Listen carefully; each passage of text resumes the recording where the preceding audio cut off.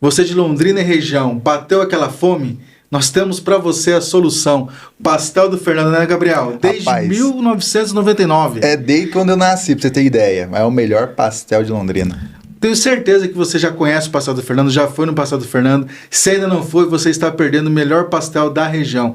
Graças a Deus, o Fernando, né, o Pastel do Fernando, o Fernando tem nos ajudado também a fazer com que este podcast alcance mais almas. Então, convidamos a vocês a estarem comendo o melhor pastel. Saiu da missa? Domingão à noite, sábado à noite? Pastel do Fernando é o seu lugar. Não é, Gabriel? É isso aí. Fernandão, tamo junto, meu irmão. Muito obrigado. Deus abençoe. Você conhece a agência Carlo Acutis? Eu conheço. Você é pároco, lá na sua paróquia, na sua diocese, na sua cidade, quer fazer uma divulgação boa para sua paróquia? Quer ter um conteúdo bom, uma imagem boa, uma divulgação boa? A agência Carlo Acutis certamente é o seu endereço. Entre em contato com o Instagram deles, que nós deixaremos aqui embaixo, tá bom? Procure o Instagram deles. Qual que é o nome da menina lá, Gabriel? Amanda. Procure a Amanda, certamente você vai ser tratado com muito carinho. A sua paróquia, né, será ali ouvida, todos os seus anseios, os seus desejos, tudo aquilo, pároco, que você pensa para a divulgação da sua paróquia, com toda certeza a agência Carlo Acutis vai te ajudar. Eles são muito bons. Eles são muito bons. Muito bom. Eles ajudam a gente nos cortes, eles que fazem. Não, né? é muito bom mesmo. Muito bom muito mesmo. Bom. A agência Carlo Acutis é o seu lugar de divulgação paroquial. Gabriel, é o seguinte, eu tenho uma sobrinha, tenho uma afilhada, tenho uma prima, você também certamente deve ter um filho, uma filha que vai fazer 15 anos. Deseja fazer aquela festa. Não é qualquer festa. Não é qualquer festa, levar os amigos, né, um ambiente agradável. Onde que ele pode ir? Em Londrina. Se quiser fazer a festa, só tem um lugar. Qual? Avenida Maringá, 1625. Team Lounge é o lugar ideal. Meu irmão, minha irmã, Team Lounge é o melhor lugar para você realizar a festa dos sonhos da sua filha, do seu filho de 15 anos. Festa para adulto também, mas a especialidade deles, podemos dizer, festa de 15 anos. Team Lounge, Avenida Maringá, qual que é o número? 1625. O telefone está na tela, procure lá, fale com o Alberto, que com toda certeza você vai vivenciar a melhor experiência da sua vida, né, na Team Lounge, que é o lugar de festas de Londrina. Olá, queridos filhos e filhas, Deus os abençoe. Uma alegria muito grande ter você aqui conosco mais uma vez. Gabriel, Opa. Quem que é meu campeão? Acho que é todo mundo menos eu. É verdade. Brincadeira, não, brincadeira. Eu sou. É o seguinte, sem mais delongas, quem que voltou? Rapaz, quando o cara é bom, ele volta. Não que os outros não sejam bons, calma. Misericórdia. Calma. Você que já vê, que você vai voltar um dia. Não, a gente tá brincando. Mas o Padre Valdomiro foi nosso primeiro convidado. Fizemos muito com ele especial. O programa piloto. Foi um podcast que eu nem falei. Foi um podcast que o Gabriel não falou, chegou com aquele óculos vermelho medonho, coisa mais feia do mundo. Feio, né? Graças a Deus aquele óculos dele quebrou. A gente fica muito feliz com isso. Então o Padre Valdomiro está de volta, a pedido, né, do clamor do público, Padre Valdomiro. A gente recebeu muitas mensagens para voltar. Não, e quase todo podcast a gente zoava o senhor, assim, no bom sentido. Você não viu não, né? Você não assistiu não, né, padre? Então não assista mesmo. Pelo amor de Deus, tô brincando. A gente zoa porque ama. E assim, o Padre Valdomiro voltou com o maior carinho do mundo, né? Hoje, o tema, óbvio, Mariologia. O primeiro podcast, que foi com o Padre Valdomiro, nós trabalhamos sobre os dogmas, né, padre? Muito então, bom. Hoje vai ser um tema diferente, mas dê as boas-vindas ao nosso público, meu irmão. Deus abençoe, muito obrigado pelo seu sim, viu? O programa é gravado, segunda-feira, 9h15 da manhã. A gente está bem feliz de estar aqui na nossa folga, né, padre? Graças a Deus. Obrigado. Maravilha. Expressa a alegria. Expressa essa alegria, mano. Mas agradeço a acolhida de vocês, mais uma vez o convite, por estar com vocês aqui. E é uma alegria muito grande, uma satisfação também poder me dirigir, né, ao público de vocês em geral, a todos que acompanham esse podcast. Poder mais uma vez esclarecer, né, as dúvidas que eventualmente o povo sempre tem sobre esse assunto, né, que a gente passou um tempo estudando, então é para isso aí, para a gente também poder instruir melhor, né, o nosso público. Então, estamos por aqui, com a graça de Deus, e vamos seguir em frente aí, vamos ver o que vem por aí, não sei, né? Não sei o que vem por aí, Gabriel? Tal, porque hoje parece que está recheado de coisas aí. Rapaz, hoje a gente já... Olha bem os entrevistados, vem muita coisa boa, né? Vem. Olha que interessante, o Padre Valdomiro começou a gravar com nós o primeiro programa ano passado, né? Em maio do ano passado, nós postamos o primeiro podcast em agosto. Cara, de lá pra cá a gente já... Eu costumo dizer, o que nasce grande é monstro, né? A gente está caminhando muito bem. Graças e a Deus, a gente está acompanhando os cortes no Instagram, né? As visualizações no YouTube. Tá falando pro Gabriel aqui em off. né? A gente está batendo quase 500 mil visualizações com tudo isso. Juntando tudo. Né? Então, assim, é interessante, eu acho isso muito, muito bonito. Agradecemos vocês, né, que compartilham, que curtem o nosso canal, né, que leve isso para mais pessoas. Por que eu estou dizendo isso? Porque, como eu disse no primeiro programa, você pode voltar e vai ouvir exatamente o que eu disse aí. Nada melhor que começar um projeto com Nossa Senhora. Claro, Deus é o centro de tudo, mas começar um projeto desse, falando de Maria, tinha tudo para dar certo, está dando muito certo. Graças a Deus. Né? Graças a Deus mesmo. Então, hoje, mais uma vez, temos a honra de trazê-lo de novo aqui, Padre Valdomiro. Olá. Ao contrário... Não, é que antes de começar as perguntas, já tem o primeiro episódio. Então, se você não assistiu, tem um card que vai aparecer bem aqui agora, aqui, ó. Você clica que você vai assistir o primeiro do Padre Valdomiro, que é um excelente episódio. Muito bom. São 4 dogmas, mas muito bem explicado. Foi literalmente uma aula que eu não falei muito, porque eu aprendi e agora a gente vai aprender de novo. Exatamente. Padre Valdomiro, vamos lá, meu irmão. No primeiro episódio, trabalhávamos sobre os dogmas marianos. Hoje nós queremos afinilar, podemos dizer assim, né, ter mais conhecimento sobre as aparições de Nossa Senhora.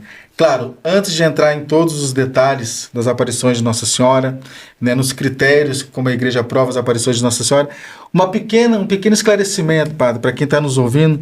Certamente a grande maioria das pessoas já sabe disso que o senhor vai explicar agora, mas tem algumas pessoas que não sabem.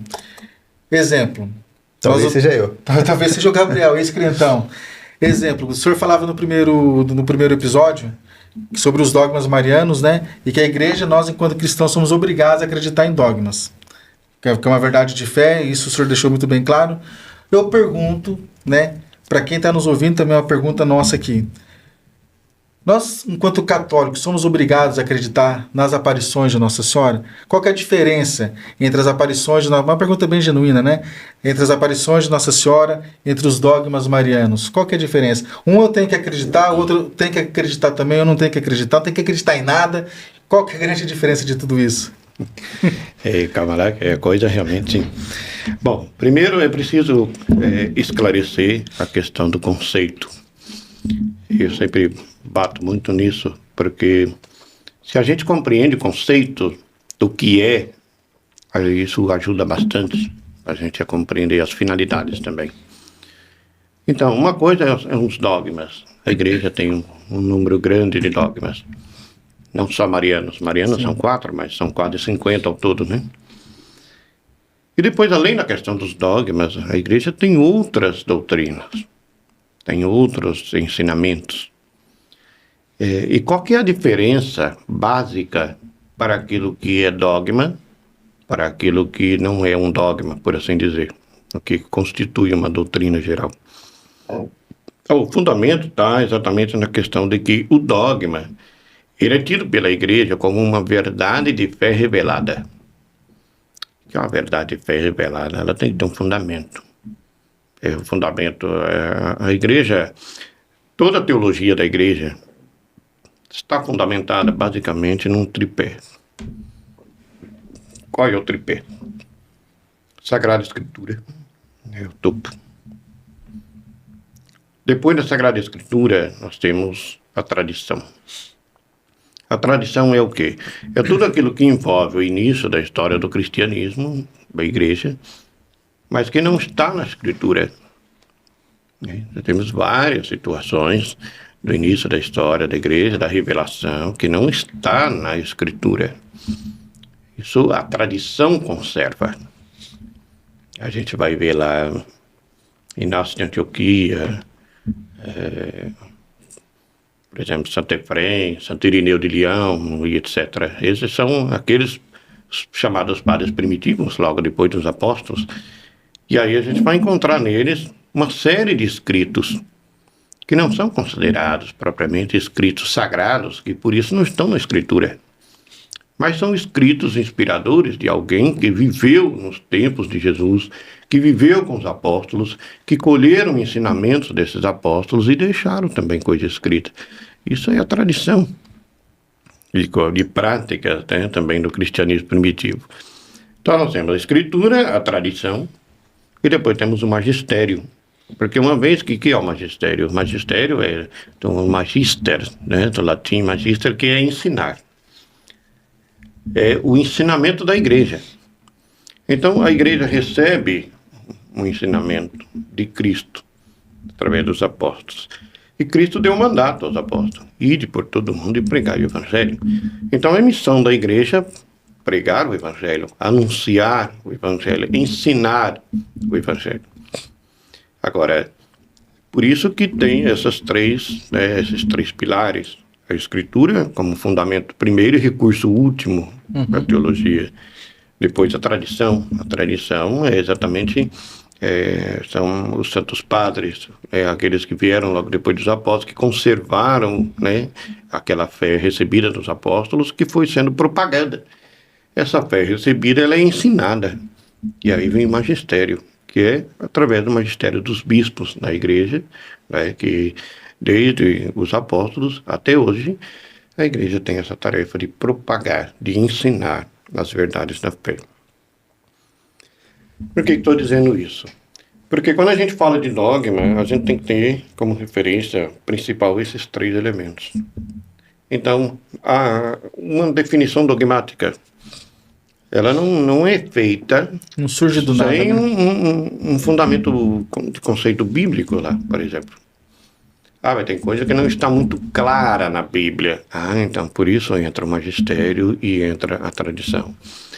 Porque então tem coisa que não está muito clara. Então a igreja vai elucidar esses fatos. E esses fatos elucidados, que não estão às vezes tão claros, quando se tornam claros, mas que estão ligados à Escritura, se tornam dogmas.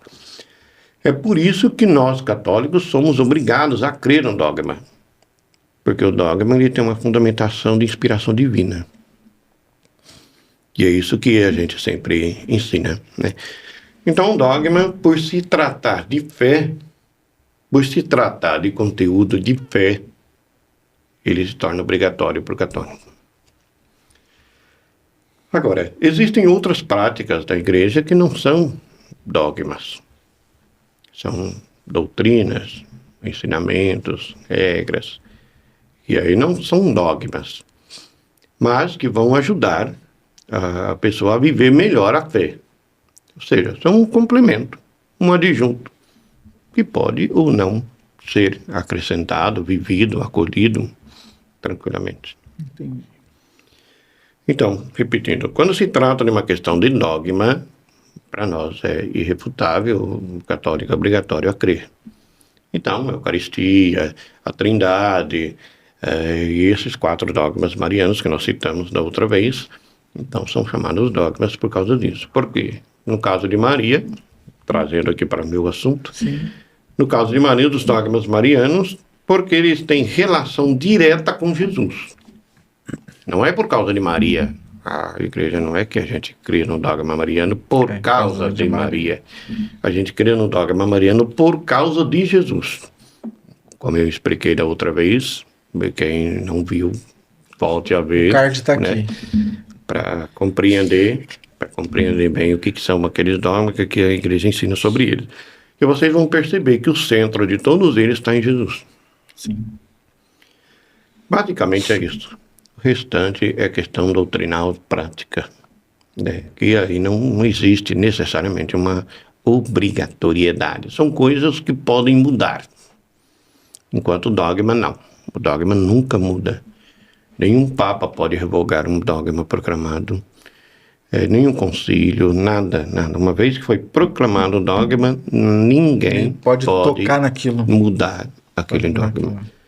Agora, uma prática de fé, uma questão devocional, entende? Aí ela pode ser modificada. Porque daí não é dogma. Então não mexe no campo dogmático.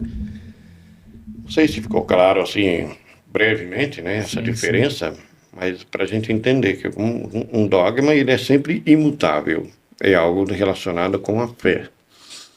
Diferente de questões práticas, como, por exemplo, as devoções. Entendi. Dentro dessas devoções, podemos colocar aí também as aparições, né, Padre, de Nossa Senhora, como devoção. popular, daí, claro, são várias que a igreja acompanha, que a igreja aprova, mas antes de entrar nelas, Gabriel, alguma dúvida, alguma pergunta? Vi você anotando aí, meu irmão. Não, o podcast com ele, cara, não é um simples podcast. É uma aula, né? É uma aula, então ouvir sem anotar não tem como. Ainda não, sem perguntas. Sem perguntas. Continuamos então. Ô, padre, penso que ficou muito bem explicado, né, para o público que está nos ouvindo em casa. Vamos lá. De uma forma bem simples, a gente vai entrar também daqui a pouquinho nos critérios, tá? Então vamos só ser um pouco genérico. Quais as aparições, podemos dizer assim, mais importantes de Maria que a igreja aprova? Antes da gente entrar no critério, de repente não em cada uma, senão a gente ficaria aqui o dia inteiro, né? Mas antes de entrar no critério para a igreja aprovar, tudo certinho, quais são as devoções, as práticas devocionais sobre as aparições de Nossa Senhora mais importantes, podemos dizer assim? Veja, tem uma coisa que muita gente não sabe. Inclusive, muitos padres não sabem. Isso quando eu vou dar curso, eu já fui em algumas dioceses dar curso para os padres, muitos não sabem disso. Por exemplo, quando a gente fala de aparições, é muito comum as pessoas se lembrarem das aparições recentes. Mas é importante lembrar que na história da igreja, a gente conta situações de aparições desde a época primitiva, muito tempo atrás. É claro que nós não temos aqui assim, o conhecimento de todos. A maioria das pessoas não tem reconhecimento mais dos mais recentes, às vezes, coisa, ou seja mais relevante naquele lugar específico, né? Agora, desde o início da igreja aparece, por exemplo, existem escritos apócrifos. Só para quem não sabe, escritos apócrifos são aqueles escritos que a igreja não considera muito autênticos, ou seja, que são duvidosos nas narrativas. Mas a igreja não ignora completamente. Por quê? Porque dentro daquilo pode conter alguma verdade. Não é que ela ignora totalmente. E nós teremos um adendo. O senhor tocou no assunto interessante. A gente vai ter um padre aqui falando para nós, já está pré-agendado, agora em fevereiro, março, para ele trabalhar sobre os evangelhos apócrifos. Isso, é o padre Matias de Apucarana. Perfeito. Porque assim, a igreja ela não exclui totalmente as obras apócrifas, porque dentro dessas obras apócrifas, embora ela não seja 100% confiável, ela pode ser, ainda que seja 1% confiável, então a igreja deixa aí. Sim. A igreja só vai dizer que ela não é uma obra autêntica, reconhecida oficialmente, ou digno, né, de uma confiança ou de um acolhimento. Mas as obras apócrifas, elas dão origem a várias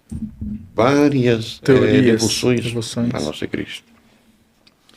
Então, assim, dentro de um grande volume de obra apócrifa, às vezes tem um elemento aqui que é relevante, importante, que tem fundamento. Então, uma igreja colhe aquilo, porque aquilo é importante. Então, quando a gente encontra algumas obras apócrifas primitivas, antigas, da época dos apóstolos ou posterior, a gente vai encontrar algumas narrativas em que a gente encontra relatos sobre isso. E por incrível que pareça, dentro dessas obras, o primeiro relato de que teria ocorrido uma aparição, que depois muitos estudiosos divergem um pouco, a questão de classifica mais como visão do que propriamente uma aparição, visto que há uma diferença entre visão e aparição, porque na visão nem sempre existe o diálogo, a fala, você apenas visualiza. Enquanto que na aparição, na maioria das vezes, existe o diálogo, existe uma mensagem, existe uma coisa diferente. Então, por isso que em alguns casos aí eles classificam ou é visão ou é uma aparição. Mas, de qualquer maneira, é um relato interessante, porque conta que quem primeiro viu Maria, depois que ela partiu desta vida, né, para o alto, para o céu, para junto de Deus, quem primeiro viu ela foi um apóstolo. E é interessante porque conta o fato de que Maria tinha recebido a visita de um anjo comunicando que ela iria, então, deixar esta vida terrena e partir, né, para a vida eterna. E o desejo dela de que reunir todos os apóstolos para que ela estivesse com eles naquele momento. Tomé estava longe.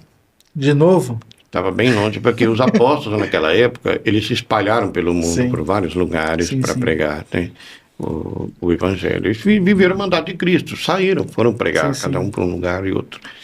Então, alguns dos apóstolos estavam mais próximos, conseguiram chegar em tempo. E teve um apóstolo que não conseguiu chegar em tempo, que estava nas Índias, estava muito longe, meio distante, não conseguiu chegar em tempo ali, né. E esse apóstolo, curiosamente, segundo a narrativa, era Tomé. E Tomé, quando estava chegando em Jerusalém, onde estava Maria, quando estava chegando em Jerusalém, ele avistou de longe os anjos levando Maria para o céu. Que legal, né? Aí ele narra isso. Ele narra esse episódio, tem no texto apócrifo.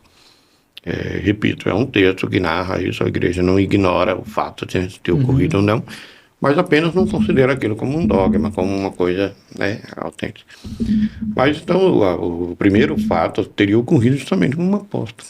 E de lá para cá, muitas outras narrativas aconteceram, né? Então, essa questão das aparições, ela sempre esteve presente em algum momento da história da igreja. O que a igreja vai dizer agora, voltando para a sua pergunta, é que é mais recordável, digamos assim, a gente recorda mais facilmente aqueles eventos mais recentes. De Fátima para cá, especialmente.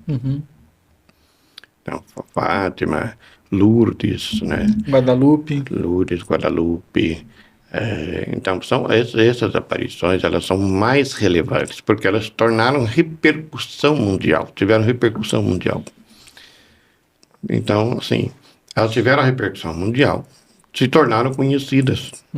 E por isso que elas são as mais conhecidas.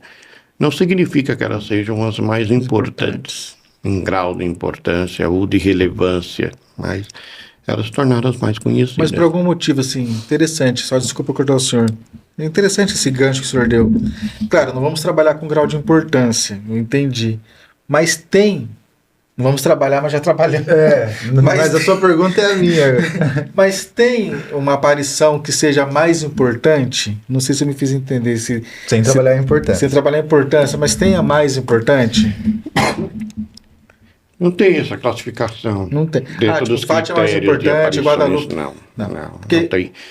O que existe é assim, cada uma delas tem uma particularidade. Que geralmente pega esse contexto histórico da região também, né, padre? Do país, da sociologia da época. Então, assim, cada uma delas tem uma particularidade. Então, ela não é assim, essa é mais importante por causa disso, ou aquela é mais importante por causa disso. Porque a gente considera que há uma razão específica naquele caso, né, naquele fenômeno. Momento político, momento pessoal, momento da região, local, né? Podemos dizer principalmente assim. Isso, porque todas as aparições, elas são eventos locais. Sim. É claro que, às vezes, por conta da difusão do conhecimento, acaba se difundindo, né? O mundo todo acaba com isso. Por exemplo, João Paulo II gostava demais do evento de Fátima. Atribuiu a salvação de sua vida naquele atentado, né? Justamente a... O projeto da bala está lá na coroa, né? Se não me engano. Isso. Então, assim, para dizer, era algo pessoal dele. Era uma devoção pessoal dele, muito própria, muito particular. Então, ele acabava que difundia, né? Ele visitou lá, praticamente todos os papas aí estiveram em Fátima depois dos eventos. Então, isso dá uma notoriedade, né? Sem dúvida. O Papa visitou Fátima, então Fátima deve ser o mais importante de todas. É uma questão pessoal. De cunho pessoal, né? De uma devoção pessoal do Santo Padre ali, né? Interessante. Mas por causa dos eventos que ocorrem, mas é mais nesse sentido. Certo. Penso eu que respondido assim na questão de grau de importância. De grau de importância, sim. Geralmente é interessante essa questão. A importância depende do lugar também, né? Depende do lugar, depende do contexto histórico. O que é importante para você pode não ser importante para mim e não pode ser importante pro lugar, ainda mais questões políticas, né? Mas a questão quando tem uma aparição de Nossa Senhora, agora a gente vai entrar na questão dos critérios também, que alguma coisa realmente, o senhor pode me corrigir se eu falar besteira agora. quando aparece, uma vez eu escutei, na verdade, e isso sempre me incomodou um pouquinho.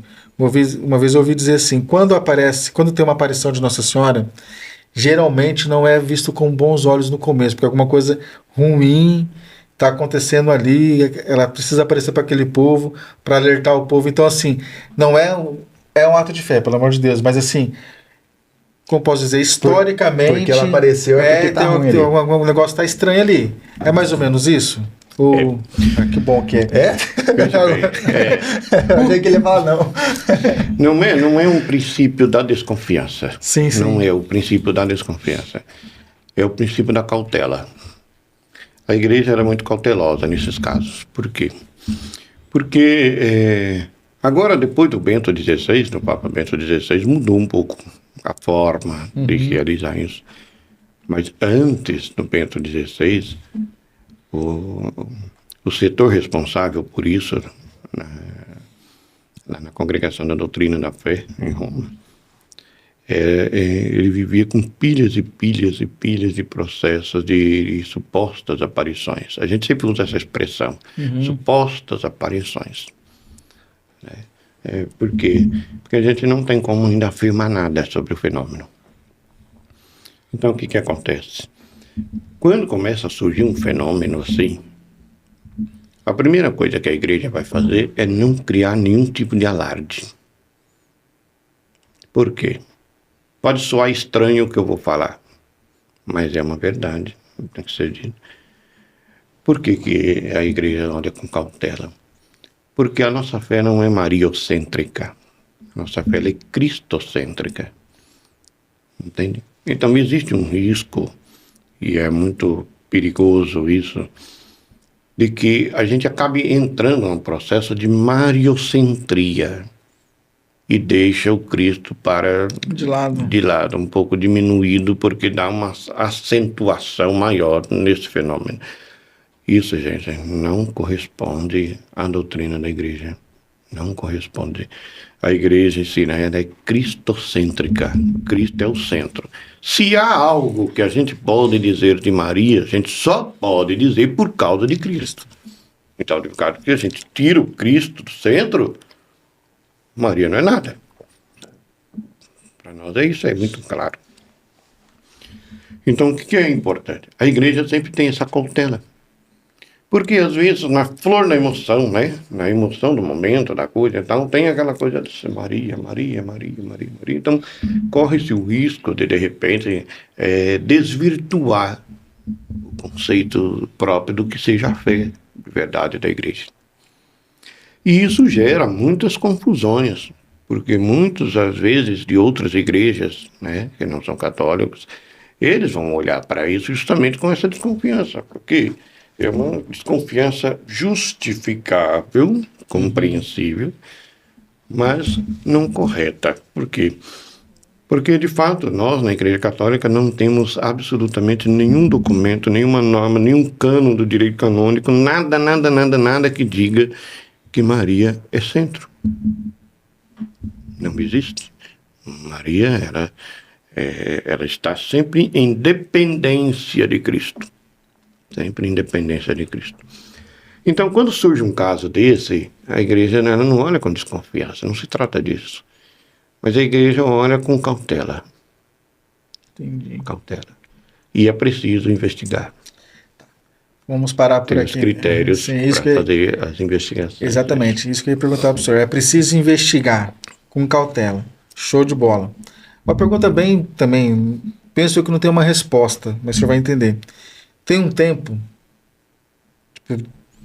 eu sei que tem, mas eu falo assim, começou a investigar agora, só um exemplo, tá? Começou a aparição de Fátima, um exemplo. A Maria apareceu em Fátima pela primeira vez, até a igreja aprovar. Tem os critérios que o senhor vai dizer agora, mas tem um tempo final para ser... Você não caduca? Exatamente, mais ou menos isso. Tem um tempo... Começo tudo bem, mas tem um tempo limite ou não? Ou vai muito dos critérios ali mesmo para ser investigados? Eu vou responder com uma frase muito peculiar dentro da Mariologia. No tocante às questões de aparições e fenômenos mariológicos em geral, não só aparições, porque existem outros fenômenos. Se é uma coisa que a igreja não tem é pressa. Muito bom saber. Não tem pressa, não tem prazo, não tem. Porque ela precisa analisar com muita cautela. Entende? Por quê? Porque quando a igreja emitir um parecer, ela não pode voltar atrás. Então ela tem que ser muito cautelosa naquilo que ela vai dizer.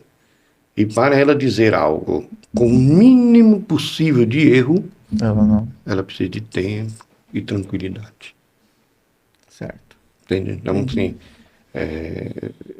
essa questão de tempo para esses eventos não existe. É determinado. Tem uma média de Fátima, sabe? Quanto tempo? Ou uma exemplo, outra aparição? Teve uns 100 anos? Às vezes pode durar mais, pode durar menos. Depende muito do tempo, hein? Não, mas eu penso que seria dessa forma mesmo. Por exemplo, Medjugorje. Medjugorje, a igreja está acompanhando. Mas a igreja, pelo amor de Deus, me corrija que se eu estiver errado mesmo. A igreja ainda não aprovou, né, as aparições de Medjugorje, ou já está aprovada? A igreja já está aparição ali mesmo? Como que está a questão? Cuidado, porque não é uma aprovação. O que a igreja fez ali, isso que eu tô ela emitiu um documento que não é um documento de reconhecimento oficial de aparição.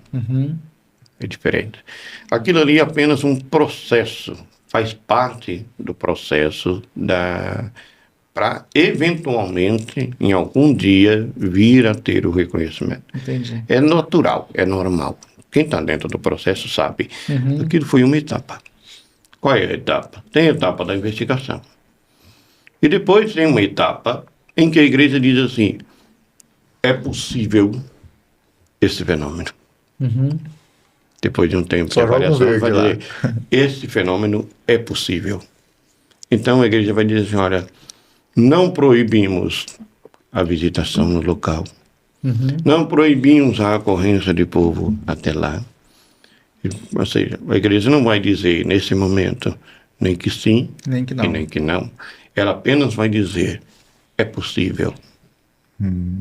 Entendi. Entende? Então, ou seja, não é que a igreja reconhece aquele fenômeno ainda oficialmente, não. Por que não? Porque o fenômeno ainda está acontecendo. A igreja nunca emite um parecer sobre um fenômeno enquanto ele estiver ocorrendo. Sempre é depois de terminado. Entendi. Entende? E o fenômeno ainda continua acontecendo. Se continua acontecendo, ainda carece de algumas avaliações, análise e tudo. Porque Medjugorje é um caso todo particular, né? Quando eu estudava em Roma, meu professor fazia parte da comissão que acompanhava Medjugorje, que acompanha ainda, ele está lá. Medjugorje é um caso todo particular, porque começou num lugar, depois mudou o lugar, começou com alguns videntes, depois aqueles não viam mais, agora são outros que veem, então tem uma série de particularidades. Então, assim, são esses casos, né, que sobre Medjugorje, a igreja vai dizer isso, assim, olha, é possível, é digno, pelo menos é digno de dizer assim, existe algo aí. Pronto. Existe algo acontecendo lá. Entendi. Entende? Mas a igreja não afirma. Essas mudanças de videntes que o senhor disse aí, não só em Medjugorje, mas eu acredito também em outras aparições. Nossa, não sei nem falar essa palavra. Descredibiliza. Nossa, foi bem. Não sei nem repetir. Nem eu. Se quiser ouvir de novo, volte o vídeo 10 segundos atrás. Não consegui te falar de novo. Não vou mais nem nunca que eu vou falar isso de novo. Isso que eu disse agora, a questão dos videntes aí. Mudou de um vidente, depois outros videntes. Como que... Claro, eu acho que eu entendi o que o senhor quis dizer, mas como que a igreja vê isso? Porque até onde eu sei, na minha pequena ignorância, né, sempre o mesmo vidente ali, a igreja vai dar mais credibilidade com o tempo. Agora, se fica mudando muito de vidente, de local, tudo. Claro, em Medjugorje, que o senhor bem disse, não é um caso muito à parte, muito específico nisso. Mas em outras aparições, que de repente não são aprovadas pela igreja, mas você já teve casos assim, soa estranho também, né, padre, esse tipo de mudança de vidente também, ou não? Ou depende muito? Não, cada caso é sempre Cada caso é um caso, né? Cada caso é sempre um caso. Então, assim, o fato de haver uma mudança não significa um descrédito ao fenômeno. Não necessariamente. Porque tem outros elementos que são avaliados. Vamos lá. Quando surge uma aparição, como que deve ser proceder? Por gentileza, isso que eu ia perguntar. Como deve ser proceder? Ela está começando um fenômeno aí e tal. Dá essa Como aula. que a igreja deve fazer? O que deve ser feito isso? Tá. Bom, Desculpa. Acho que você já vai falar, mas antes que se o senhor não falar, eu vou perder o fio da meada. Pressão é um fenômeno. Ó, só vou dar um exemplo, gente, pelo amor de Deus, é um exemplo só pra gente entender. Em Londrina, aparição em Londrina. Um fenômeno já tá aparecendo, tipo, 2, 3 vezes ali, o horário marcado, tudo certinho, o vidente começa a ver, tudo bonitinho. Quem que tem que ser chamado por primeiro da igreja? Tipo, um bispo, um pároco local, alguém, quem que tem que ir lá ser convidado por primeiro para começar a acompanhar esse fenômeno? Não sei se o senhor ia falar sobre isso, porque de repente se o senhor não fosse falar dessa forma que eu perguntei, eu ia perder o fio da meada. Peço até perdão por interromper, mas não sei se eu me fiz entender, se faz sentido. Ele ficou chateado. Ele aqui, nossa, você me parou. Eu fui reitor desse menino, gente. Mas foi uma boa pergunta, né? Pensar Não, que veja foi bem, para frente esse menino. veja bem, o caso é o seguinte. Surge uma situação dessa, suposta aparição. E isso pode ser de diversas maneiras. Vai surgir uma suposta aparição, naturalmente, o local onde vai acontecer isso, territorialmente, ele está ligado a uma paróquia. Certo. Isso é um fato. Então, por via de regra, o primeiro a ser comunicado no fenômeno seria o pároco. Para que depois o pároco, com uma ciência do fato, do fenômeno, ao menos conversar, ao menos ir lá, verificar, acompanhar, ter uma conversa com essa pessoa, suposto vidente, e depois abrir um procedimento. Julgando ele que haja algo realmente extraordinário ocorrendo, ele vai comunicar ao bispo. O bispo, por sua vez, ele tem, então, o encargo, isso depois do Bento. Tá. O Bento XVI mudou um pouco as diretrizes ali, porque ele deu muita autonomia ao bispo. Certo. Antigamente não tinha isso. Antigamente tinha que ser remetido tudo a Roma. O Bento XVI descentralizou. Deu a responsabilidade também aos bispos, porque eles podem também decidir sobre isso. Então, o que acontece? O bispo vai compor uma comissão. Essa comissão ela tem que ser composta por teólogos, moralistas, mariólogos, que se tiver, eu sei algum mariólogo, psicólogos, até parapsicólogos. Então, assim, ele vai juntar, vai fazer uma comissão que vai acompanhar esse caso. Essa comissão, ela tem que ser instruída nos critérios. Existe uma instrução da congregação para isso, né? Eu estou tendo a fé na igreja, é uma instrução, não é muito extensa, mas ela tem todas as regras, todos os critérios que devem ser feitos. Vou resumir. Ao acompanhar, primeiro que vai avaliar esse suposto vidente ou supostos videntes, porque pode ser mais de um, o primeiro que vai avaliar concretamente é um psicólogo.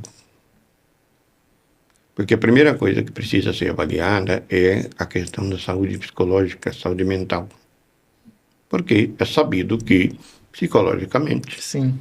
a mente humana ela é capaz de produzir muita coisa.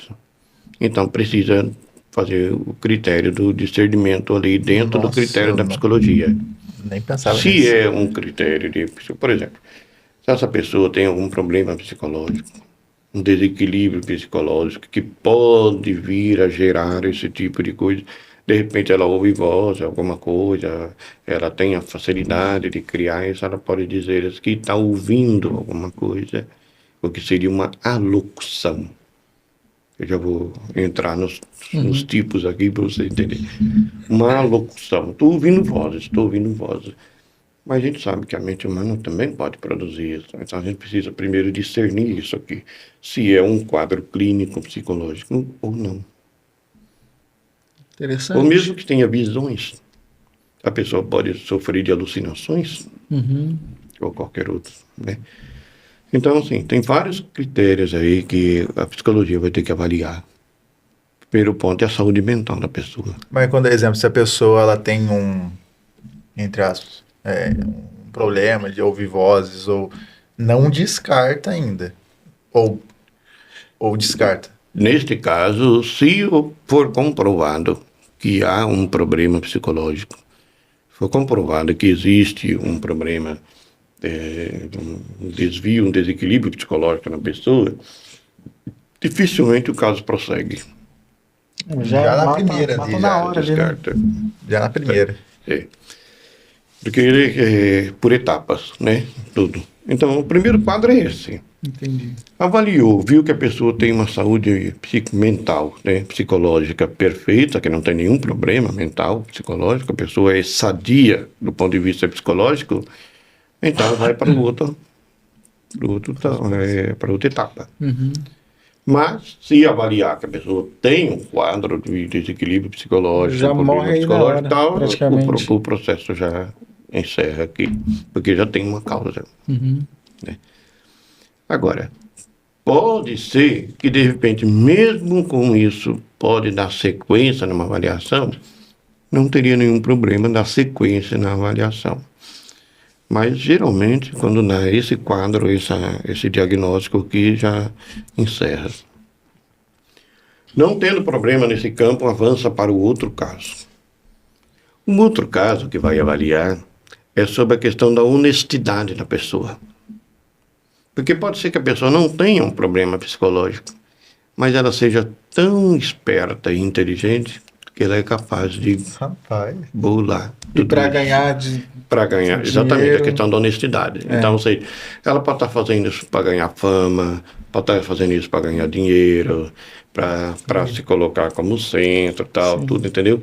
Então, vai analisar também a questão moral, e aí entra a questão moral da pessoa. Né? Até que ponto esse critério moral da pessoa é válido. Porque às vezes a pessoa não tem problema, mas ela é tão esperta, tão inteligente, que ela cria esses fenômenos para atrair pessoas para ela. Interessante, entendeu? Né? Então, cara, segundo critério. Surpresa. Né? Segundo critério. Se aqui comprovar que houve má fé, já acaba ali também. Acaba ali também. Porque no meu ponto de vista, é algo pessoal mesmo, né? O senhor falando assim, é bem pior uma má fé do que um problema psicológico nesse caso. Sim. Né? Porque, imagina. Não, verdade. Porque o problema psicológico, ele constitui quase que uma doença mesmo. Entendeu? Né? A pessoa faz aquilo sem ter uma noção. Fé, não. A má fé tá consciente da pessoa. Ela tá fazendo isso com intenção. Isso.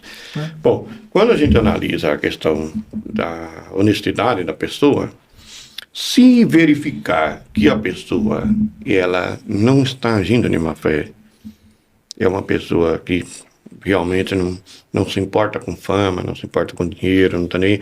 Comprovar isso concretamente, o processo continua. Caso contrário, o processo encerra. Aí vem a terceira etapa. A terceira etapa é analisar, do ponto de vista teológico, o conteúdo dessas mensagens. Supostas mensagens, o conteúdo delas.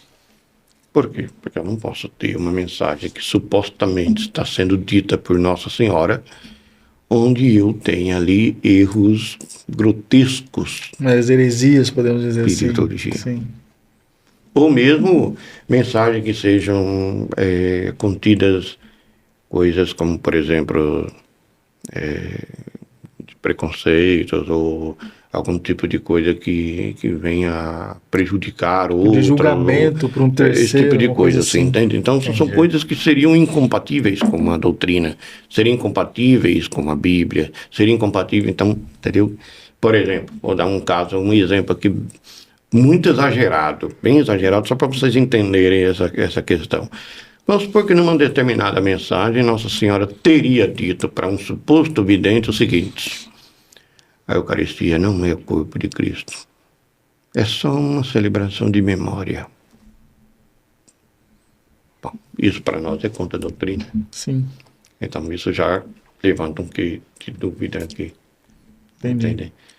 Se uma mensagem questiona a pessoa de Jesus Cristo, por exemplo, entende?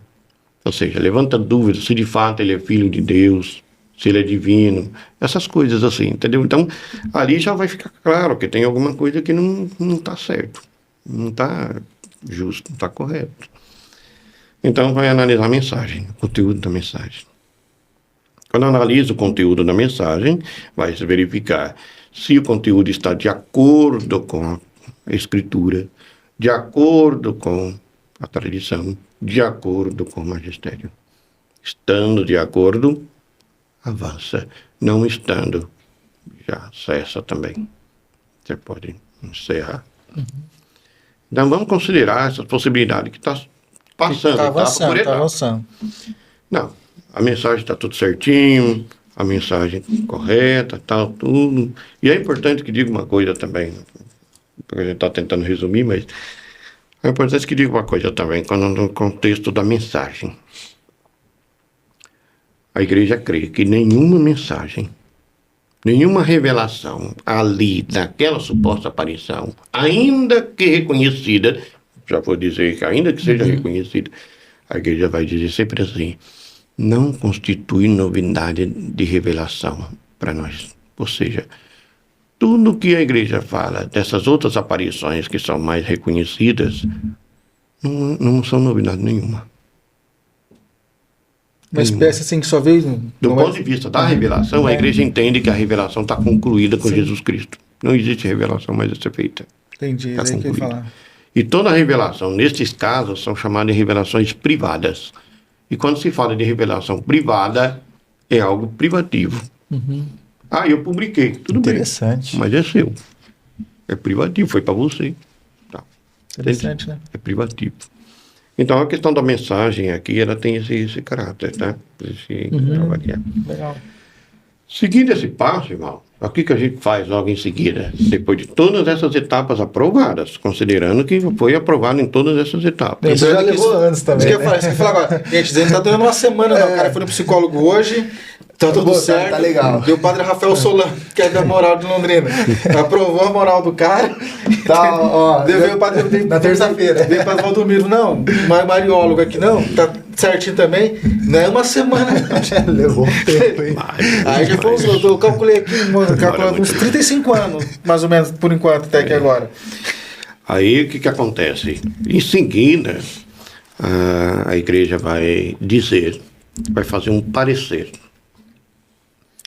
Tem outros critérios, tá? Que são vistos, mas sim, isso aqui é o mais fundamental. A igreja vai fazer um parecer. A igreja vai fazer um parecer permitindo que seja construída uma igreja no local. Antes de dar o parecer, a igreja vai avaliar também os frutos daquela suposta aparição, né? Por exemplo, se está gerando conversões, se as pessoas estão realmente mudando de vida, se aquilo está ajudando na vivência da fé da pessoa. Então, são os frutos desta aparição.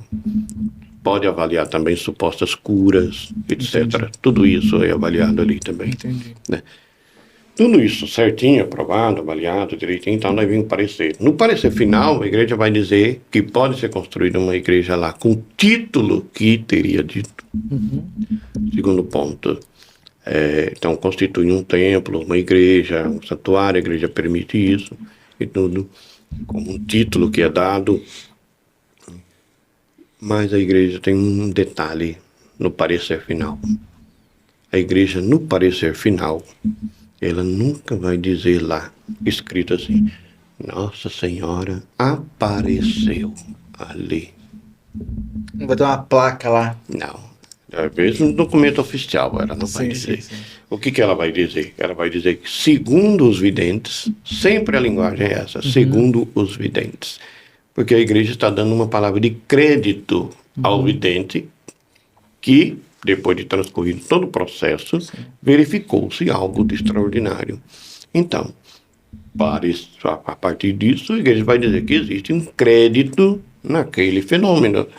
E que, segundo o vidente, essas são as mensagens. Segundo os videntes, segundo os videntes, ela apareceu ali. Segundo os videntes, ela disse isso. Essa é a forma normal do texto.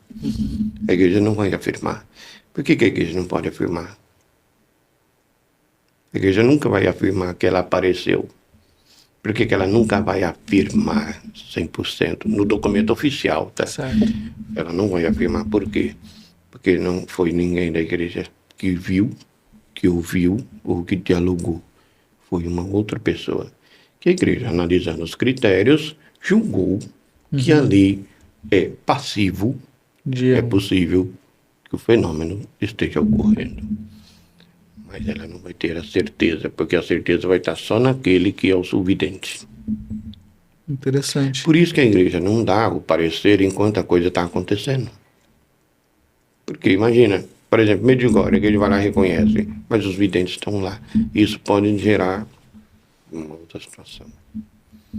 Então a igreja está analisando ainda. São os casos bem longos, mas a igreja também não tem pressa. Sim. Não está acontecendo. Apenas dizemos que existe algo de extraordinário ocorrendo lá. Pronto. Hoje Medjugorje está nesse ponto que o senhor disse. Podem ir lá, podem rezar. Está nesse ponto. O documento que o senhor falou aí é para isso. Não é uma aprovação, Isso. é para isso. Podem ir lá, porque lá podemos dizer que está tendo supostamente, então vocês podem estar liberado para rezar lá, não é pecado, nada, pode ir lá tranquilamente. Isso. Não está errado, não está incorrendo em não tá nenhuma heresia, desobediência, nada. Pode ir lá. Agora, tem uma coisa também. O documento oficial, ele não vai dizer assim, não existe aquela pergunta talvez motivadora. É que o católico, neste caso, ele não está obrigado a crer. Porque não é um caso de dogma. Ah, então... É devocional. Era isso que você ia perguntar? É porque no início falou sobre crer ou não. Estou respondendo para dizer, percebe que durante todos esses fenômenos aqui não é uma questão de fé, não é uma matéria de fé, é uma matéria devocional. E o que é a matéria devocional? A matéria devocional é a relação do fiel com Deus, com Cristo, com Maria, com os santos. É uma questão devocional. Devotos. Eu com. Então, se a pessoa ela não acreditar, se o católico ele não acreditar, está tudo bem. Ou não incorre em nenhuma pena canônica não crer em uma aparição. Porque é uma questão devocional. Por exemplo, vou explicar isso para você entender. Fátima é uma aparição. Lourdes é uma aparição. Guadalupe é uma aparição. Você vai encontrar gente que é devoto de Fátima, mas não é tão devoto de Lourdes. Mas é a mesma senhora? É a mesma Maria? É. Por quê? Porque é uma questão devocional. Ele se identificou com aquela forma de aparição. Ele se identificou com aquele fenômeno de aparição. Já com outro fenômeno, já não houve tanto a identificação dele. Enquanto outra pessoa já vai se identificar com aquele e não com o primeiro. Percebe? Sim. É uma questão de devoção. Por isso que não é dogma. Quando o dogma significa... Olha que a gente tem que dizer uma coisa. Por exemplo, a Eucaristia. Corpo, sangue, alma e divindade do nosso Senhor Jesus Cristo. Isso vale para todo mundo. Todo mundo é obrigado. Por quê? Porque é uma verdade revelada. A igreja que me transmite essa verdade. E eu creio. Na aparição, no caso de aparição, não. Porque não é centro da igreja a aparição. É um adjunto, é um complemento, pode auxiliar. Sim. Mas a igreja diz, tudo que aparece nas aparições, tudo que Nossa Senhora fala nas aparições, não são novidade e revelação nenhuma. O que ela pede? Reza o terço, reza o rosário. Isso a igreja sempre fez. A reza pela conversão do mundo, a igreja sempre fez. Reze para que todos se voltem a Deus, todos devem se voltar ao Senhor, devem se voltar a Cristo, isso a igreja sempre pregou. Então, sim, todas as mensagens contidas nessas aparições reconhecidas, elas não trazem novidade de revelação. elas podem complementar. Mas não é uma novidade de revelação. O que é da revelação é dogma e aí a gente deve crer. A igreja me dá. A devoção não, é o contrário. Tanto que ocorre isso também com os santos. Eu sou devoto de um determinado santo, por quê? Porque eu me identifiquei com a vida daquele santo. Eu gosto do estilo de vida daquele santo. Eu quero viver daquele jeito que ele viveu. Mas tem uma infinidade de outros santos. Por que você não quer de todo mundo, só daquele? Porque é devoção. Eu com aquela pessoa. Me identifiquei com aquele. Tem o processo, desde o primeiro até a aprovação. Assim, tem os videntes. Vamos ver se está certo, tem os videntes. Até que passo a igreja leva os videntes junto? Porque a pergunta é assim, imagina só, o vidente vai, foi de arrasta, morreu. E daí precisa fazer alguma pergunta ou alguma coisa para a pessoa que viu. Já aconteceu ou com que mas aí que acontece? está a questão. A avaliação, ela não depende dele.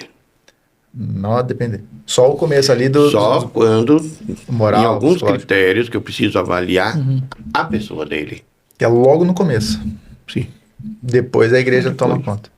Ela tá junto, tá lá, tá acompanhando, tá tudo. Entendeu? Por exemplo, vamos supor que você está numa aparição que o suposto vidente diz assim, não, está proibido a igreja vir aqui. Um padre, um investigador, alguém que vem aqui para avaliar, está proibido vir aqui. É duvidável.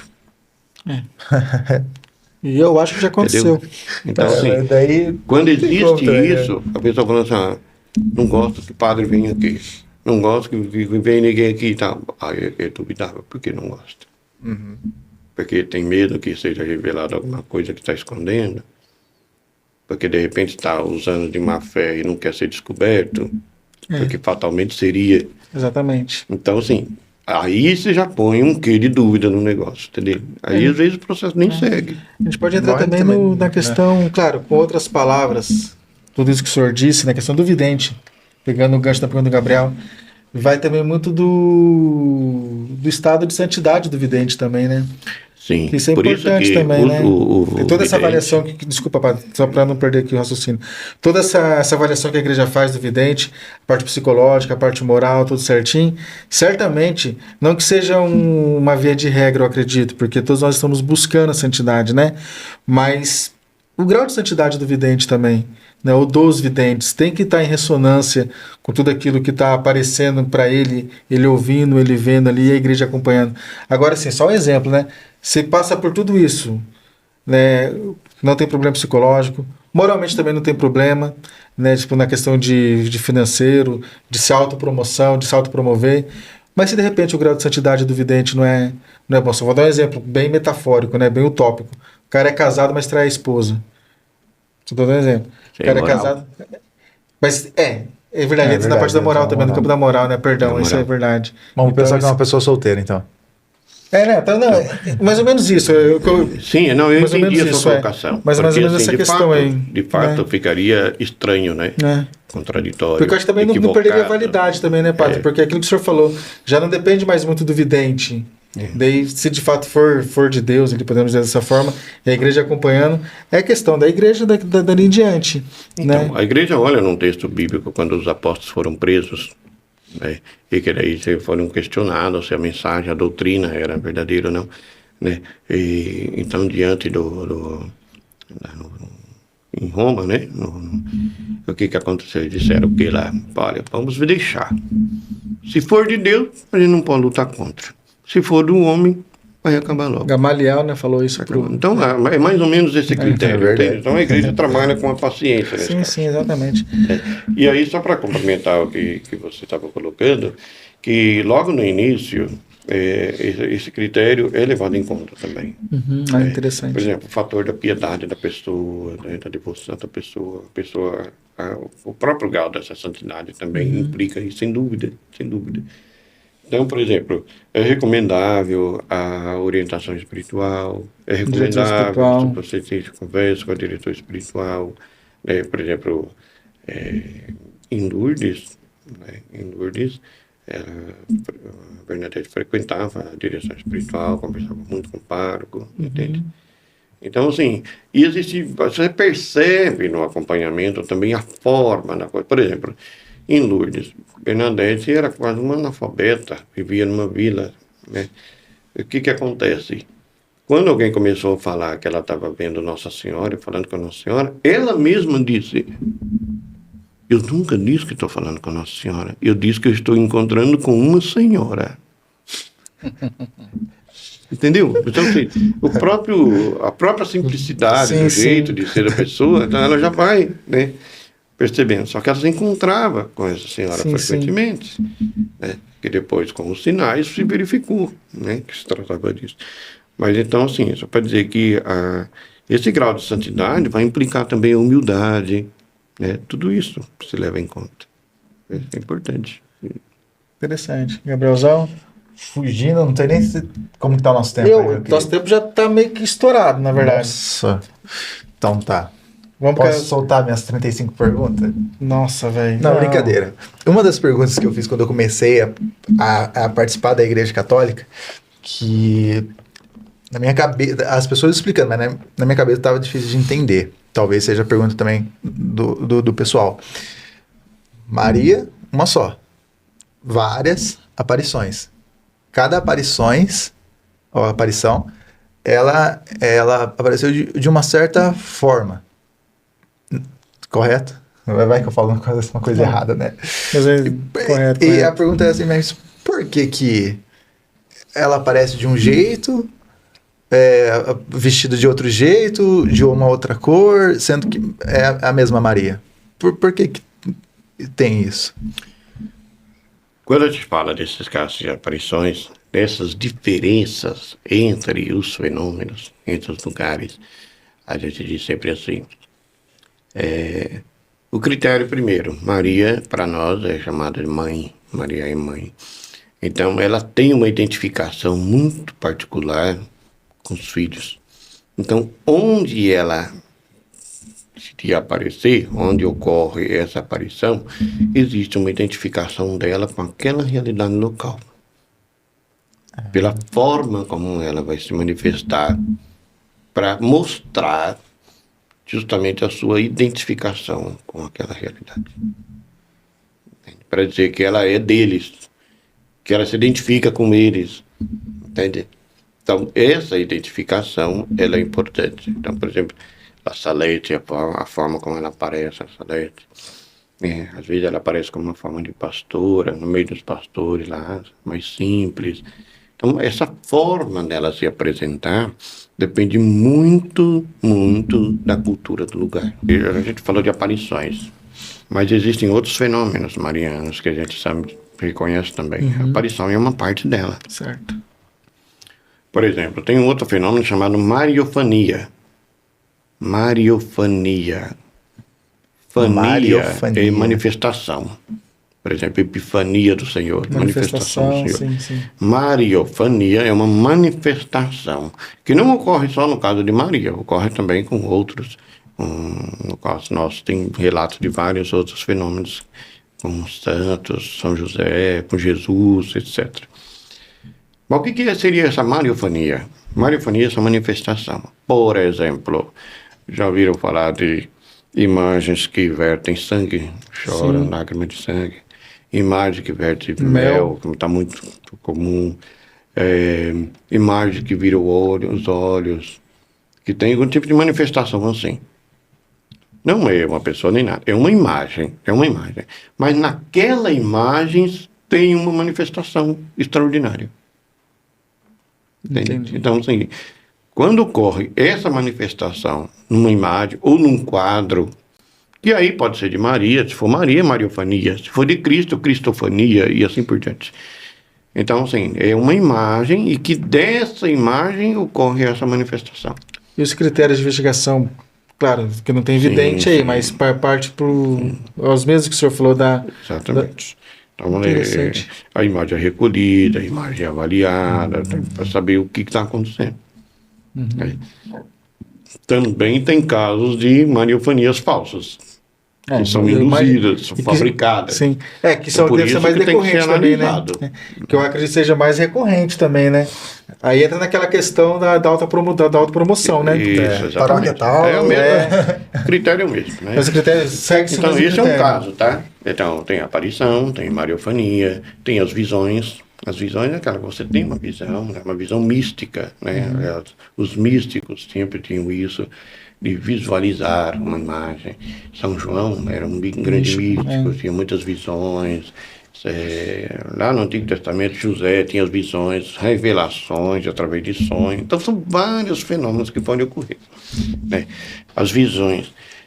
Então, a visão é o visual, você visualiza, você vê, e a partir do que você vê, você traz ali uma mensagem, uma interpretação com aquilo que você está visualizando. Outra coisa, outro fenômeno chamado de alocuções. Inclusive tem um padre, que acho que é no Pernambuco, que ele está tendo alocuções, saiu na mídia por aí esse tempo, ele está tendo alocuções. Então, ele ouve, ele estaria ouvindo Nossa Senhora, mas ele não vê. Só ouve, não vê. Isso são chamados de alocuções. Existem alocuções com Maria, com Jesus, São José, existem as alocuções. São ouves apenas. E aí, para finalizar, que eu sei que está estourado o tempo... Não, para finalizar, ainda tem mais uma pergunta. Aquela pergunta que você fez em off. Para finalizar, você pegou dele. Mas eu queria só mencionar o seguinte aqui. Não vai finalizar nunca, que você pegou de mim, não vai finalizar nunca. De concluir essa parte aqui, só para dizer, dentro destes casos que nós comentamos aqui, conversamos aqui e tal, o que vocês acham? Aparecida se encaixa em qual? Gabriel, você que é escrentão. Não, mas você que é o padre. Ele veio perguntar você. Aparecida não teve... Gente, pelo amor de Deus, eu sou padre, olha o perigo que eu tô correndo. Você quis jogar a bola pra mim? Tá doido? Bem escrentão, filho. Pode errar à vontade. Ué, primeira vez que o entrevistado que me perguntou pra gente. Ó, a Aparecida não é a aparição de Nossa Senhora. Não tem nenhuma aparição. Pode entrar na questão da manifestação de Maria? Não. Pela imagem? Porque a imagem mesmo, de fato, também não teve nenhuma manifestação direta dela. Tá. Mas também não é aparição. Não. Não, eu já parei por aqui, irmão. Não, porque não foi, de fato, Maria que apareceu, evidente. Exatamente, eu já parei por aqui. Eu sou limitado. Eu sou limitado. Eu parei no começo. Eu sou limitado. Então, Eu, Gabriel, arrisca alguma coisa. A minha resposta dele também. Tá igual. Tá igual. Aparecida não é aparição, não é mariofania, não é visão, não é alocução, não é nenhum desses fenômenos. Existe um dicionário de Mariologia destinado às aparições. Sim. Ele é grosso, parece uma bíblia de tão grande que é. Foi escrito pelo René Laurentin, que é um francês, já faleceu, mas ele era o maior especialista nessa área na época. Ele escreveu. O caso de Aparecida, assim como também o caso do Círio de Nazaré, em Belém, entendi. são semelhantes. Eles se enquadram num outro tipo de fenômeno, que aqui é uma questão complicada no termo. Porque o termo latino para esse fenômeno é inventio. Inventio. De inventare. Só que aí se ouve essa palavra no português, foi você invenção. fala assim. Porque o português ele tomou esse termo muito pejorativo. Porque essa palavra inventio, inventare do latim, ela não é esse sentido. Você quer ver como talvez alguém que está acompanhando aí, pode ser que já precisou fazer isso. Já ouviu falar de fazer inventário? As paróquias, fazer Tem inventário. que fazer exatamente. O que é fazer um inventário? Quer dizer, tudo que tem, né? Vamos pegar na paróquia tudo que tem. É encontrar o que aquilo tem, que pertence a a alguém ou que pertence a uma paróquia, uma instituição. Fazer inventário é isso. Isso aqui é de quem? Entendeu? Aí você vai lá e coloca, foi inventário, pertence a... Fazer inventário é isso, é encontrar essa coisa que pertence a alguém. Inventio é isso, é encontrar. Por isso que no latim, inventare, inventio, é encontro. E é o que aconteceu com a imagem. Porque foi a imagem de Nossa Senhora, da Imaculada Conceição, que foi encontrada no rio. O que ocorre é que o encontro da imagem acarretou outros fenômenos que fizeram com que aquele encontro ganhasse uma proporção diferente. A mesma coisa aconteceu com o Ciro de Nazaré, lá em Belém. Também foi um encontro de imagens. Estava perdido e encontrou, e de repente surgiu também sinais. Então, o caso de Aparecida, a gente costuma dizer hoje que é um encontro de imagens. E esse encontro de imagens teve, claro, toda a sua simbologia, não vai dar tempo de falar aqui, mas de falar de Aparecida, mas tem toda uma simbologia. Por que ela apareceu, por que ela se permitiu encontrar, né? Foi encontrada numa cor negra, dentro do contexto histórico da época. Em dois momentos, primeiro o corpo, depois a cabeça, uma coisa assim também, a né? A cabeça separada do corpo, tem todo um contexto histórico ali envolvendo isso, né? Mas não tem outra coisa, senão é isso. Apenas o encontro de uma imagem que já existia. Já existia. Foi encontrado lá no Rio a imagem. E quando encontrou a imagem, apareceu um fenômeno. Né? Milagres começaram a acontecer, sinais começaram a acontecer, conversões começaram a acontecer por causa daquele encontro. Então, ou seja, aquilo se tornou relevante. Sim. Então, ele é classificado dessa forma. Então, assim, o fenômeno de Aparecida, ele é um fenômeno muito particular, muito distinto, né, de todos esses fenômenos aqui. Interessante. Inventar, encontrar. Em italiano, a gente sempre vai usar isso. No italiano não tem problema, porque a gente vai falar ritrovamento. Ritrovamento é reencontro. Rapaz, não tem nem reproduzir. Como que é? Ritrovamento. É bonito de ouvir, mas difícil de falar. Repete aí, Gabriel. Como que é? Ritrovamento. Vamente. Muito bom. Por causa do latim, trovare é encontrar. Eu acho que vale um episódio 3 aí. Só de Nossa Senhora, só de Aparecida. Só de Aparecida. Quando foi construída a Aparecida? Primeira basílica, quem que construiu? Nome do primeiro pedreiro? Em outubro, com o padre Valdomiro. Pode ser um pouquinho antes. Eu tenho minha última pergunta para finalizar. Vai lá, Pra finalizar. Aquela pergunta que você fez no começo em off. Foi. Eu acho que isso é muito pessoal seu, né, Crentão? Você não está convencido disso ainda, né? Senão o nosso editor aí vai ter que botar o vídeo João, na velocidade 1,5, 2. Não, o João é de Deus. Gente boa. Vamos lá. Uma pergunta. Pergunta, meu guerreiro. Seguinte, nesse processo da minha caminhada de evangélico para a Igreja Católica, vou falar particular e depois externalizo o restante do pessoal, que é o seguinte. Quando eu estava na Igreja Evangélica, volto a repetir, quando eu estava na Igreja Evangélica, porque o pessoal pega uns cortes, daí interpreta mal. Quando eu estava, Maria, ela é retratada como uma mulher qualquer, uma mulher comum, melhor dizendo, né? E na Igreja Católica, igual você disse, né? Um ponto muito importante que talvez tivesse dito a mim no passado seria importante. Se tirar Cristo, né? Então, a Mariologia em si é uma pergunta que é o seguinte. Eu olhava antigamente e falava assim, mas por que dão tão ênfase a Maria, sendo que, é Deus e é Jesus? Mas por que é tudo isso de Maria? Aí, né, eu me tornei católico, teve essa construção, né, porque sempre foi me ensinado a isso, é um processo, e não é um processo fácil de desassimilar. De entender o amor de Maria, entender o amor de mãe. Então isso daqui leva-se tempo, há-se tempo a isso. Mas a pergunta é para as pessoas que muitas vezes não é da católica, ou respondendo para a pessoa católica, e às vezes tem um amigo, tem um parente, um conhecido, explicar por que Maria tem tanta essa ênfase. Porque pro pessoal evangélico, não. Maria fez o papel dela. Pronto. Depois disso, é só Jesus. Beleza, entendi. Você quer uma pergunta rápida, objetiva, ou você quer uma pergunta completa e esclarecedora? Mas deixa eu perguntar pro meu... Fica à vontade. Se for uma resposta completa, esclarecedora, vai precisar de mais tempo.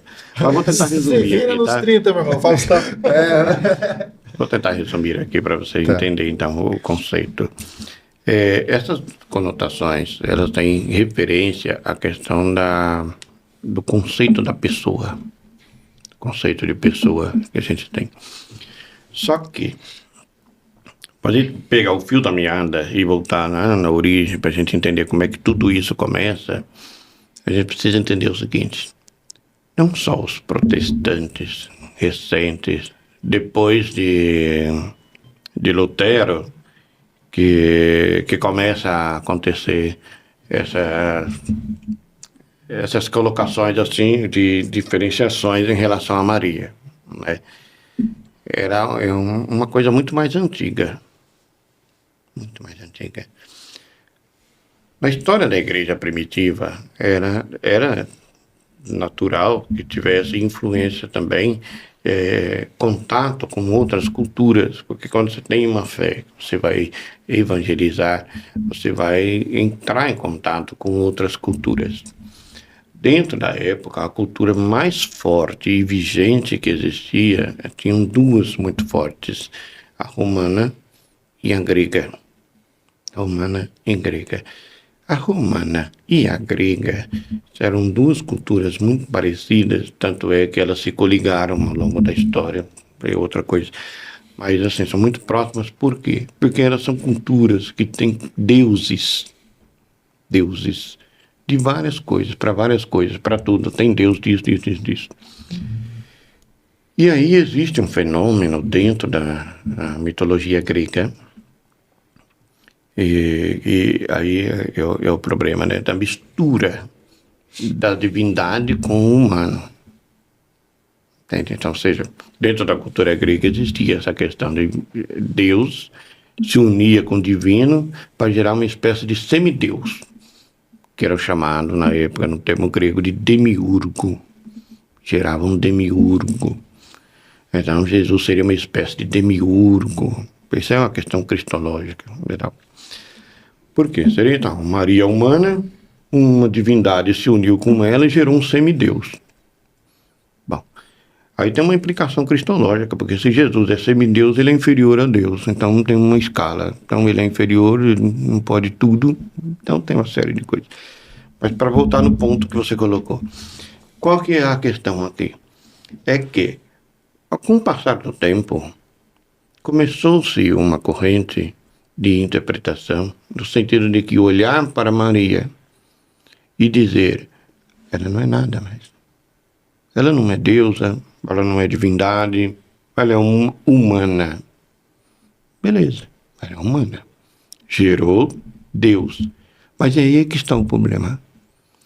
Porque para uma corrente que vem aqui, existe uma dificuldade muito grande de compreender isso. Porque Maria, sendo humana, ela não poderia ter isso com Deus. Do contrário, nós não teríamos uma religião. Nós teríamos uma filosofia, uma mitologia. Não seria religião. Então, na mitologia, isso é possível. Na religião, que deriva do judaísmo, isso era impensável. Impensável. Então, é óbvio, não tem você pensar um humano que se coliga com o divino dessa forma, é impensável. Tanto que Jesus foi condenado por causa disso, porque ele se fazia filho de Deus. E isso para eles era blasfêmia dentro do mundo judaico. Porque não é possível. Um ser humano nunca pode ser filho de Deus, porque divino é divino. Humano é humano, não tem nada a ver uma coisa com a outra. Uma coisa é lá na mitologia, mas nós não somos mitologia, nós somos religião. E nós vemos do judaísmo.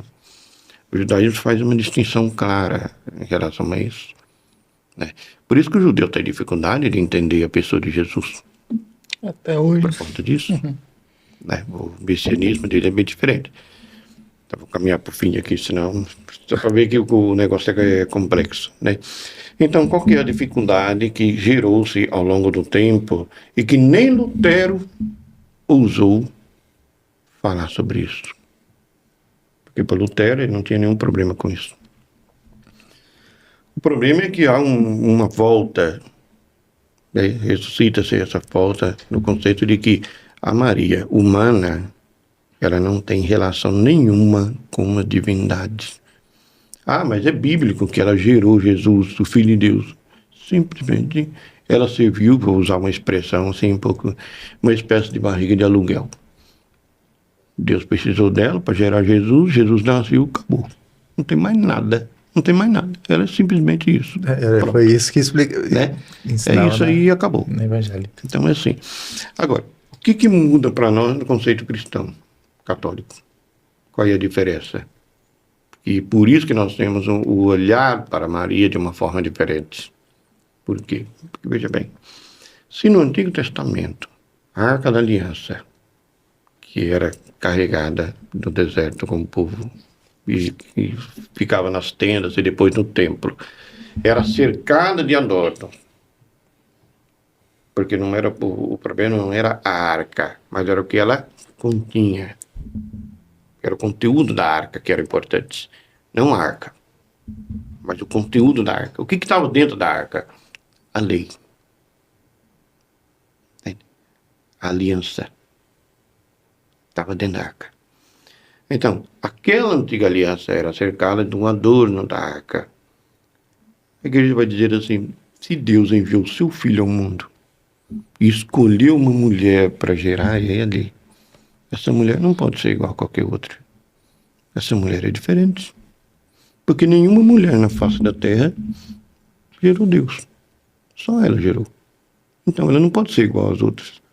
Então nós temos pelo menos uma diferença dela para qualquer outra mulher da face da terra.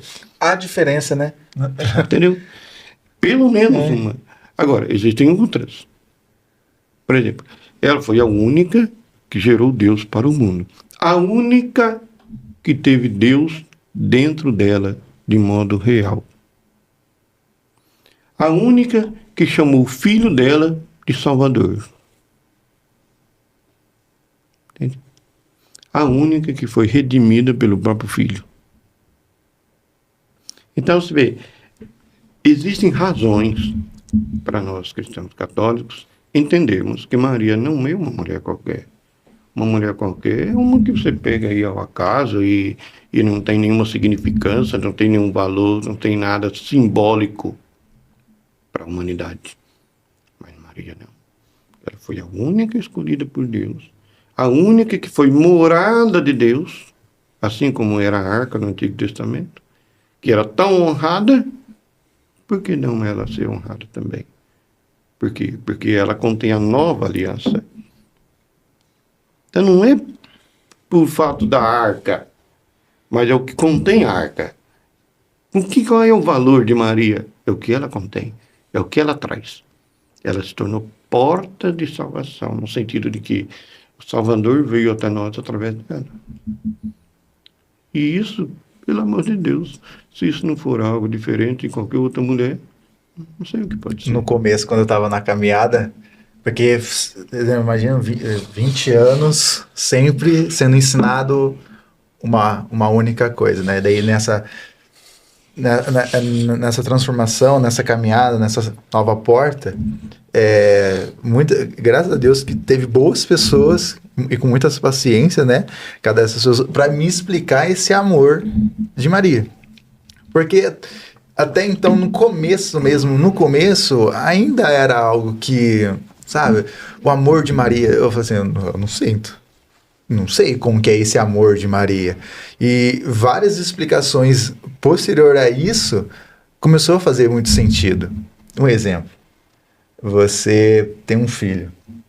Você vai deixar o seu filho recém-nascido com qualquer pessoa? Você não vai selecionar essa pessoa?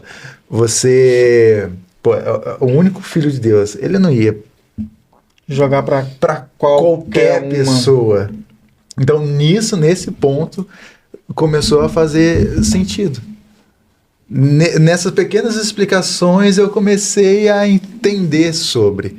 E hoje, sim, eu entendo sobre o amor de Maria, sobre Maria, mas eu também gosto de que as outras pessoas que não são católicas possam entender esse amor de Maria. Porque não é o fato de ser Maria na questão da sua essência em si. É por isso que a gente comentou antes, né? A nossa fé é cristocêntrica. Porque quando a gente vê lá nos dogmas que a gente comentou, tudo que a gente fala de Maria, só podemos falar por causa de Jesus Cristo. Agora, é claro, se você tira Jesus Cristo, se você nega que ele é Deus, se você nega que ele é o Filho de Deus encarnado, se você nega tudo isso, aí sim, aí Maria se torna uma qualquer. Maria não é uma qualquer. Eu acredito que a gente, pra gente finalizar, eu sempre falo isso nas homilias, eu vou finalizar agora, eu fico mais meia hora falando. Tô brincando. Mas eu acho que essa sua pergunta e a resposta do padre vai ao encontro daquilo que você tinha conversado com o seu irmão também, né? Mais ou menos nesse contexto aí. Eu acredito, assim, eu sei da resposta que você conversou com ele, cara, não foi dessa forma. Não, assim, eu falo no sentido de contexto, sim. Da contextualização. Mas eu acho que você conseguiu atingir, naquele sentido lá com o seu irmão, aquilo que o padre disse agora, mas com outras palavras, com o seu jeito, com a sua experiência. Eu acho que o seu irmão, de alguma forma, né, conseguiu ser tocado também, né, nesse sentimento. Talvez ele que ele não sinta ainda, né, o amor por Nossa Senhora e não compreenda também racionalmente, mas irmão do qual que é o nome do seu irmão mesmo? Daniel. Pô, falando pra você agora, Daniel, qual que é o sobrenome? Marques, né? Marques. Daniel Marques. Pra você, esse cortezinho, não precisa nem ver desde o começo daqui. Só vê nos minutinhos final aqui, ó, o que o Padre Valdomiro disse. Vamos ver se Nossa Senhora, né, através do seu Filho Jesus, não toca no seu coração e abra sua mente aí para que você realmente continue. As perguntas, do meu ponto de vista, é uma indagação daquilo que você quer saber. E quem sabe, você ouvindo isso que o Padre Valdomiro disse, Nossa Senhora não toca no seu coração aí, você sinta esse amor, né, de mãe por Nossa Senhora, né? Tem na Bíblia, né? Porque ali na hora que estava ali naquele momento ali, falou assim, Maria, eis aí o teu filho. Não era só ele, né? Era toda a galera que ia vir. Em outubro, sobre depois. Isso com o Padre Valdomiro. Para finalizar? Para finalizar. Padre, agora para finalizar sério mesmo. Muito obrigado, meu irmão, mais uma vez, pela sua presença. Eu tenho certeza que hoje nosso programa foi muito bom. Né? Claro, a gente não entrou em todas as aparições, também nem era o objetivo. Ainda mais para a gente entender mesmo toda essa contextualização aí de como as aparições, os critérios, né? Uma catequese muito, muito bem formulada pelo senhor. Muito obrigado sempre pelo seu sim e vamos chamar o senhor de novo aqui, né, com toda certeza mesmo. Então, porque acho que é um tema que não se esgota, né, nunca, e o conhecimento do senhor também, o carisma do senhor, né, chegou atrasado, tô brincando, chegou atrasado não, padre, brincadeira. No finalzinho do negócio queimando o cara. Não. A gente chegou adiantado demais. Nós chegamos adiantado demais, mas muito obrigado, padre, no dia da sua folga, vir aqui partilhar conosco um pouquinho. Tenho certeza que as pessoas que estão ouvindo esse programa, né, certamente conheciam muitas coisas, não conhecia quase nada, né, teve um conteúdo aí de informação e formação muito interessante. Muito obrigado, meu irmão. O senhor pode dar a bênção para nós, por gentileza? Eu agradeço a oportunidade, fico à disposição para qualquer outra oportunidade, né? Mas a gente vai chamar à disposição. E agradeço, né, todos que estão acompanhando a gente aí, que segue firme aí, que tem vários conteúdos importantes aqui, né? Então isso é muito legal. Faz uma propaganda do seu curso, padre, rapidão, quem quiser se inscrever. Eu também quero, Eita, que coisa boa, abrir uma brecha para mim, isso é bom. Nossa Senhora, eu tenho curso de Mariologia aqui em Londrina, tá? Nós vamos começar agora em março. Eu faço sempre uma aula por mês. Vai ser uma terça-feira por mês. Uma terça-feira por mês a gente vai fazer ali no Seminário Paulo VI, né?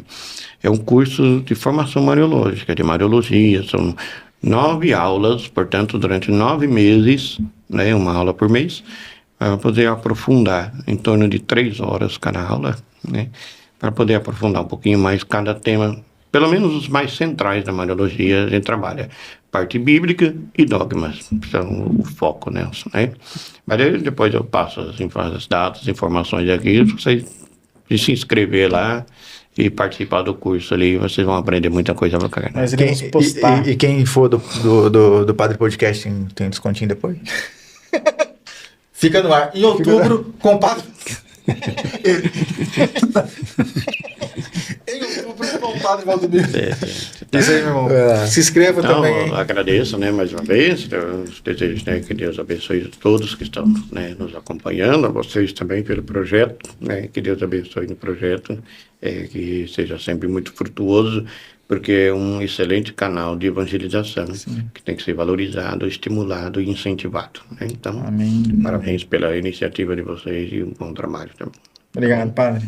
Pode dar Senhor esteja convosco. Ele está no meio de nós. Na intercessão da bem-aventurada Virgem Maria, abençoe-vos Deus Todo-Poderoso, Pai, Filho e Espírito Santo. Amém. Até a próxima. Se Deus quiser, muito obrigado. Deus abençoe vocês, viu?